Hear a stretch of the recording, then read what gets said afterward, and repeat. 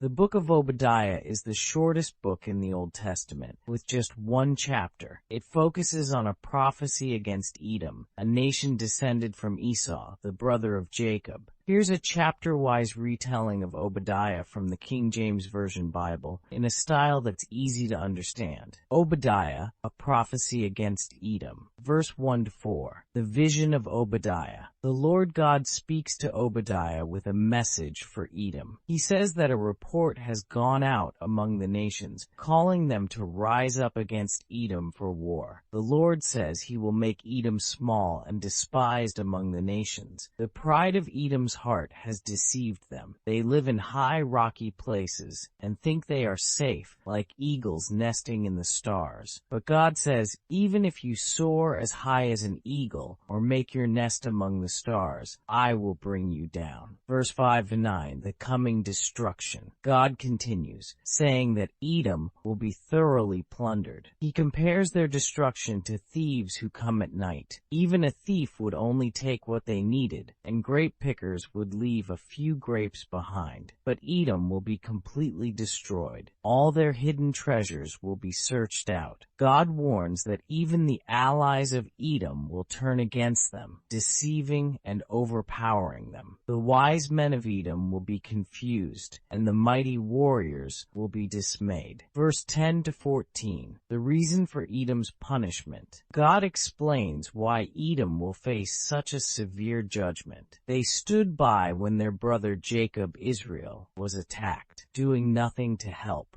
Instead, they rejoiced over Israel's misfortune, looted their wealth, and even blocked the escape routes to catch the survivors. God tells them that because of their violence against their brother Jacob, shame will cover them, and they will be cut off forever. Verse 15-16, the day of the Lord. The Lord warns that the day of the Lord is near for all nations. Just as Edom has done to others, it will be done to them. They will drink from the cup of God's wrath, and they will drink until they stagger and disappear. Verse 17-21, Israel's restoration and Edom's doom. In contrast to Edom's fate, the Lord promises that Israel will be restored. On Mount Zion there will be deliverance, and it will be holy. The house of Jacob will possess their possessions. The house of Jacob will be a fire, and the house of Joseph a flame. But the house of Esau, Edom, will be like stubble, burned and consumed. No one from Esau will survive, for the Lord has spoken. The Israelites will possess the lands of their enemies, including Edom. The kingdom will belong to the Lord, and he will reign over all. A lesson on pride and betrayal. The book of Obadiah serves as a powerful reminder that pride goes before a fall, and betrayal has consequences. God's justice is sure, and those who harm others, especially their own kin, will face judgment. But for those who trust in the Lord, there is hope,